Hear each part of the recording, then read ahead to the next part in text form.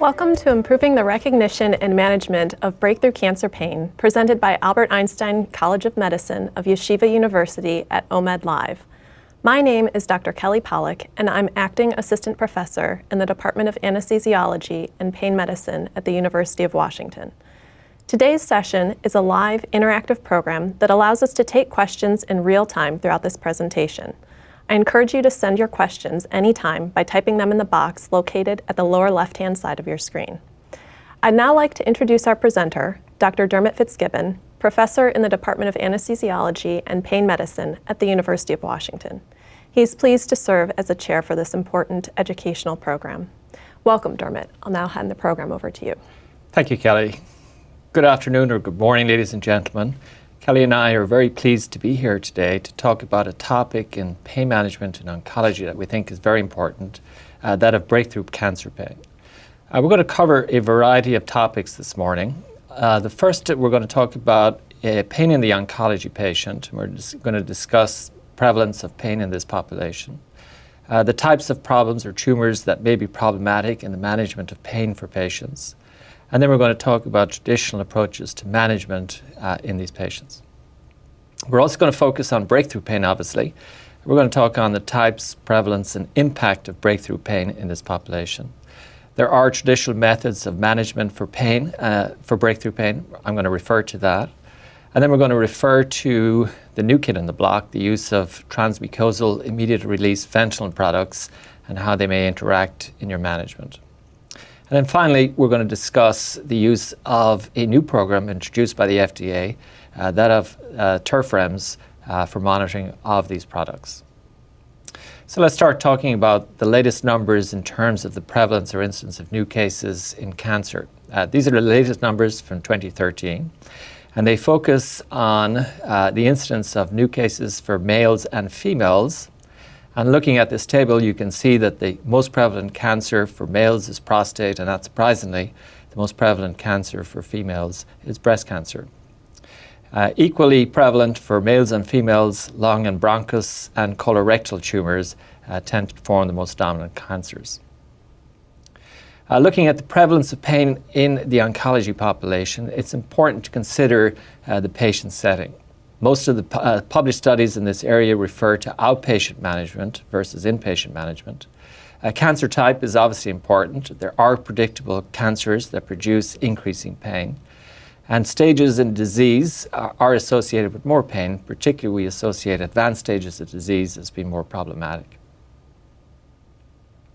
This is a recent study looking at outpatients in over 300 patients in both a university and community clinic setting. This looks specifically at the most prevalent cancers that are referred to, breast, prostate, lung, and colorectal. And at initial presentation, you will see that over 67% of patients had pain or required analgesics. Of these, either at initial presentation or in follow-up 1 month later, 1/3 of patients were deemed to have inadequate analgesic prescribing. When it came to looking at predictors of inadequate pain treatment, not surprisingly, minority is again featured in this. Older studies have demonstrated this before. But somewhat surprisingly, patients with good functional status, as judged by ECOG, or patients with non-advanced disease without concurrent treatment also featured in this study. This is suggesting that these two latter groups are patients who are sort of under the radar and are not regularly screened by their oncologists for pain-related issues. Looking at the prevalence of pain in patients with cancer, there are different stages of treatment. And you can look at patients who have the incidence of pain after curative treatment, patients undergoing cancer treatment, patients with advanced or terminal disease, or at all stages of disease. And in general, you can see at all stages of disease, the incidence or prevalence is 53%. Patients after treatment, over 1/3 of patients have residual pain. Patients undergoing cancer treatment have an incidence as high as 59%, indicating that cancer treatment is painful. And again, not surprisingly, patients with advanced or terminal disease have an incidence or prevalence of 64%. What types of tumors cause pain? In our experience and in the published literature, Head and neck cancer is actually features quite predominantly. We have a large number of patients who have this problem, and it's not surprising to see this featuring at the top of most lists. Lung, prostate, breast, gynecological cancers, colorectal cancer, and of course pancreatic cancer also feature predominantly. The question I want to propose today is, what is cancer pain? When you review the literature in your own practice, I really want you to think about this particular problem. Is this the same as pain in the oncology patient? Looking at published data, there are over 100 tools used for pain assessment in oncology.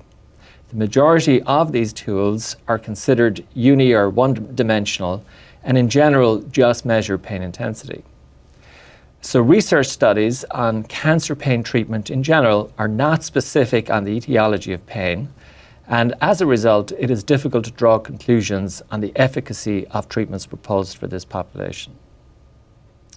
This is a study that I'll be referring to again later in this talk, but a study by Davis published in 2013. It's a European study looking at breakthrough cancer pain, and the inclusion criteria for this study for cancer patients was age over 18, obviously having a cancer diagnosis, but patients needed to have cancer-related pain or cancer-related breakthrough pain, and of course the regular use of opioids for moderate to severe pain. Looking at the assessment tools that was used in the study, patients were given the following questions. And based on question number 1, do you have pain related to your cancer, largely determined if a patient was going to be included in this particular study or not. These are the demographics published from this study, and if you look at the demographics, you will see that there is no specific mention in this study on what the sources of pain is in this particular patient population. This is a recent Cochrane review.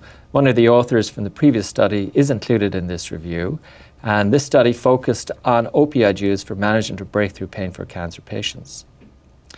The primary objective of this review was to determine the efficacy of opioid analgesics given by any route used for the management of breakthrough pain in patients with cancer.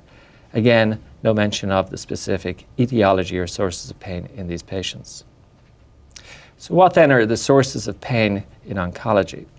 The most obvious being tumor, and in general, if pain is associated with tumor, this may be nociceptive, somatic or visceral in origin, or neuropathic. The second type is treatment-associated pain, and there are different causes for this, including surgical, medical, and radiation therapy most commonly. Looking at medical treatment, chemotherapy features predominantly in the literature, but in our experience, we also see patients with aromatase inhibitors, or patients who have repeated Neupogen injections, or patients who have graft versus host disease complications suffering significant pain-associated issues. And in addition to this, we see many patients at all stages of disease or treatment suffering from chronic fatigue or deactivation, which of course can compound their pain problem. There are other issues that can feature in this population. Not surprisingly, patients with chronic non-malignant pain, chronic low back pain, chronic headaches, etc., can have problems or present for management. Or we can have a mix of all the above categories in this population. So when it comes to treatment, pharmacological treatment in particular, the treatment tends to be global. It tends to focus on cancer pain, but we like to direct our treatment specifically towards the source of pain, be it tumor, treatment, chronic, or mixed. And most of the treatment recommendations that are recommended in this population by the WHO analgesic ladder, in my opinion, refers to the appropriate treatment of tumor-associated pain. I believe there are limitations in applying this method to patients with the other categories and should be considered. So when it comes to opioid therapy for cancer pain, it becomes relatively straightforward for tumor-related pain, as in general, opioid therapy or titration is symptom-directed or symptom-controlled based on what patients report. And most methods would advocate titration to benefit or effect as the best approach for this.